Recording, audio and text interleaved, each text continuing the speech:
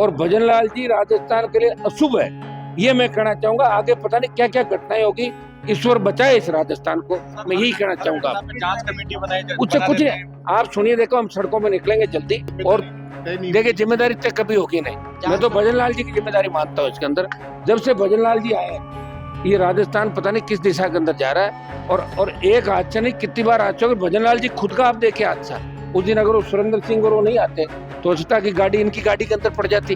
इस पूरे मामले की सीबीआई जांच कराए सरकार। इसमें आखिर किनका दोष था जिसकी वजह से दुर्घटना घटी। और इसके अंदर जितने भी लोग हैं, चाहे आईओसी के लोग हो, चाहे दूसरे डिपार्टमेंट के लोग हो, रात को कैसे ये टैंकर चल रहे थे, उन सब पे कार्रवाई हो। मैं तो ये भी कहूंगा कि स्थानीय नेताओं को भी भूमिका दिखती हो, भाई कट खुलवाने में किसी नेता का योगदान है तो सीबीआई उस मामले की जांच करे, ताकि दोबारा ऐसी घटनाओं की पुनरावृत्ति नहीं हो। तो भजन लाल जी ने शपथ ली, मुझे लग रहा है कौन से योग नक्षत्र थे जिसमें इन्होंने शपथ ली, और इस राजस्थान को ही भुगतना पड़ेगा। कितने टाइम तक भुगतना पड़ेगा इसका मुझे नहीं पता। जो इस राजस्थान के अंदर घटनाएं हो रही है एक से बढ़ के एक, कहीं न कहीं मुखिया की जिम्मेदारी सबसे बड़ी है। और भजन लाल जी दौरे कर रहे हैं, वहां जाके बात कर रहे हैं, लेकिन क्या पैकेज दे दिया आपने? हमने मांग करी 1 करोड़ रुपए, अब उसका तो घर परिवार चला गया। जिन बच्चों का छपा भाई परिवार में एक ही कमाने वाला था। एलपीजी गैस के कंटेनर टैंकर के फटने से जो बड़ा हादसा हुआ, दिल दहलाने वाला था, उसमें हम लोग दिल्ली थे, लोकसभा चल रही थी और पूरे देश से इस पर दुख व्यक्त किया। लेकिन बार बार ऐसे हादसे होना कहीं न कहीं किसी न किसी की लापरवाही उजागर करती है। भारत सरकार के नियम है कि गैस से भरे टैंकर, तेल से भरे टैंकर, अति ज्वलनशील, अति संवेदनशील जितने भी प्रकार का जो ये आपका तेल, गैस और दूसरे आइटम है, इनको रात 10 बजे से लगा के सुबह 7 बजे तक आप सड़कों पे नहीं चलाओगे। ये नियम है भारत सरकार का।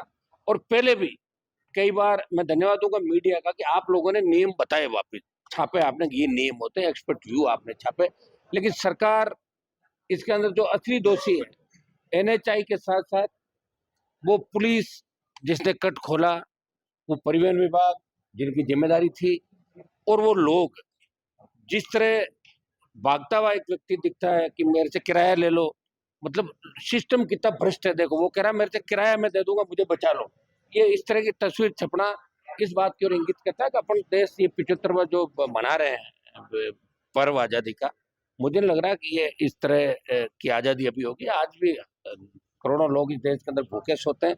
जब कुछ बात होती है, मैं मीडिया का धन्यवाद दूंगा कि आप लोग जब इस मीडिया ट्रायल बन जाता है, मीडिया जब चीज के पीछे पड़ता है, निश्चित रूप से 2-3-5 दिन सरकार की नींद खुलती है।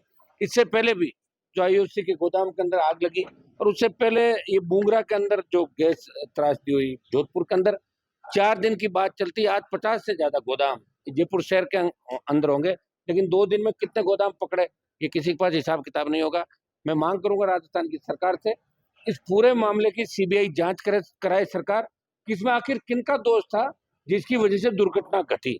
और इसके अंदर जितने भी लोग हैं, चाहे आईओसी के लोग हो, चाहे दूसरे डिपार्टमेंट के लोग हो, रात को कैसे ये टैंकर चल रहे थे, उन सब पे कार्रवाई हो। मैं तो ये भी कहूंगा कि स्थानीय नेताओं को भी अगर कोई भूमिका दिखती हो, भाई कट खुलवाने में किसी नेता का योगदान है, तो सीबीआई उस मामले की जांच भी करे, ताकि दोबारा ऐसी घटनाओं की पुनरावृत्ति नहीं हो। और दिल दहलाने वाली ऐसी घटनाओं के वीडियो हमारे बच्चे देख रहे हैं, महिलाएं देख रही, किस तरह का हालात है 4 दिन से, ये किसी छुपे नहीं।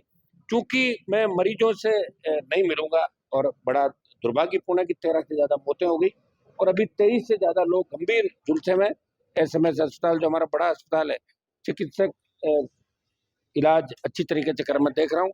और कोई हम पॉलिटिकल माइलेज लेने या नहीं आए, हमारी इच्छा थी पहले दिन से हम लोग लगे, और आप लोग भी लगे हो, इसलिए मैं एक बार अटेंडेंट जो है उनको यहाँ ना बुला के मैं अटेंडेंट से मिलने वार्ड के बाहर तक जाके आऊंगा। और मैं 50 लाख रुपए सांसद कोष से बर्न यूनिट के लिए आइंदा से ऐसी घटनाएं नहीं हो, भगवान करे हो भी जाए तो मेरे एमपी कोटे से 50 लाख रुपए देने की घोषणा करता हूँ एसएमएस अस्पताल को, जो हमारे राजस्थान का सबसे उत्तरी भारत का सबसे बड़ा अस्पताल है।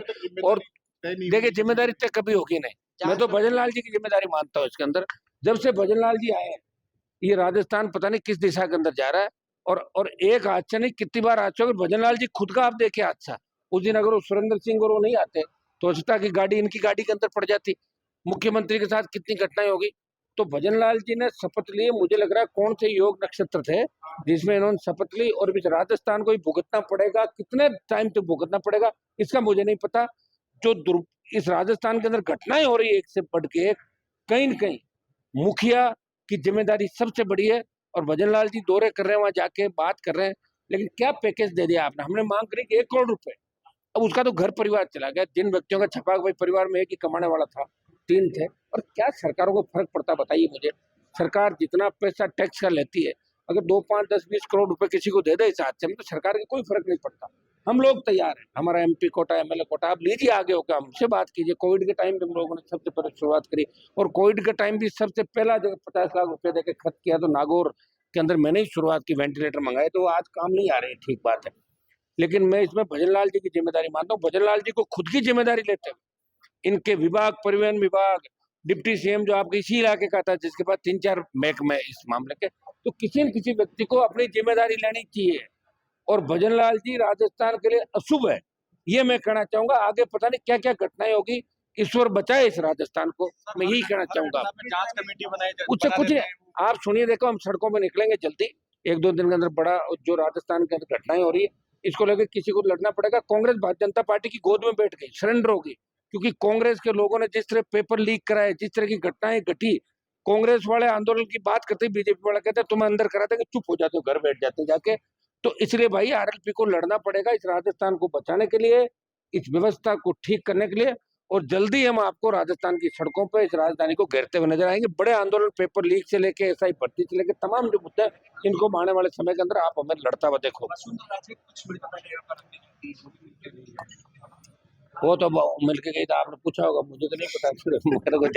मुझे तो ये भी पता नहीं वसुंधरा जी कहाँ है, कहाँ नहीं, मुझे इसका भी पता नहीं फिलहाल। क्योंकि जो स्थिति उनकी 5 साल के अंदर हुई है, जिस तरह लाइन में खड़ा रहना, मिलने के लिए टाइम मांगना, बहुत बड़ी दुर्दशा के दौर से वो गुजर रही है, ये मैं कह सकता हूँ। कोई मिलने वहां तो घने लोग मिलता है, वो तो मिलने के लिए हर कोई मिलता है। हाँ। मेरे घर पे कल वो लोग आए, तो मैं प्रयास करूंगा, जिस तरह गांव के अंदर घुस के पुलिस ने जिस तरह बेरहमी से लोगों को मारा पीटा, और खुद गाड़ियां पुलिस ने जलाई, और उस SDM का करैक्टर भी आपको सबको पता है, जो उसके खिलाफ जिस तरह फर्जी डिग्री और सारी लेके आया, तो मेरे वहां रहा वो लड़का, वो ठीक नहीं, फर्जी मतदान करा था। हाँ ठीक है, कानून हाथ में नहीं लेना चाहिए, ये बात ठीक है। और मैंने इसलिए कहा था कि मेरे वहां वो गलत काम करके आया था, वहां पे इलीगल माइनिंग करवाता था खड़ा रहकर। और इसमें हम लोग प्रयास करेंगे, एक बार जेल के अंदर जो बंद लोग हैं समरावता गांव के, उनको हम जमानत मिले बाहर लेके आए, और झूठे मुकदमे जिन पर दर्ज किए वापस लिए, दोषी पुलिस अधिकारी है, तो उन पे भी उनके खिलाफ कार्रवाई होनी चाहिए। मीणा समाज के नेता जो सरकार के अंदर है, वो भी वहाँ गए थे। मैं उनको भी कहना चाहूंगा कि जब वो सत्ता के अंदर नहीं होते, तब जो सरकारों से मांग करते हैं, और जब सरकार के अंदर बैठे हैं, तो अपने समाज के साथ साथ किसानों की पैरवी भी करे। और जब सरकार में है, तो फिर मांग क्या करनी, हाथों हाथ आदेश कराने चाहिए। सरकार कोई मांग थोड़ी करती है, मांग नहीं करे, और मांग करे तो फिर बाहर आ जाए सरकार से, अंदर बैठ के क्या मांग कर रहे हो। 29 को आंदोलन भी है, उसके लिए आज बात करेंगे आंदोलन के अंदर 29 वाले में। मैं तो उनके साथ हूँ पहले दिन से, आपने मेरे बयान देखे होंगे कि मैं नरेश मीणा के परिजनों के साथ हूँ। उनका बेटा, उनका भाई कल आए थे, और लोग भी आए थे, नौजवान सारे। तारीख 29 थोड़ी क्या दिसंबर के लास्ट की तारीख है, इसमें एक बार प्रोग्राम देख के हम तय करेंगे उसके अंदर। लेकिन मैं उस परिवार के साथ हूँ, उस समाज के साथ हूँ, और इस व्यवस्था के मैं खिलाफ हूँ, पुलिस कर्मियों की कार्रवाई खिलाफ मैं समय समय पर बात करता हूँ। ठीक है, थैंक यू।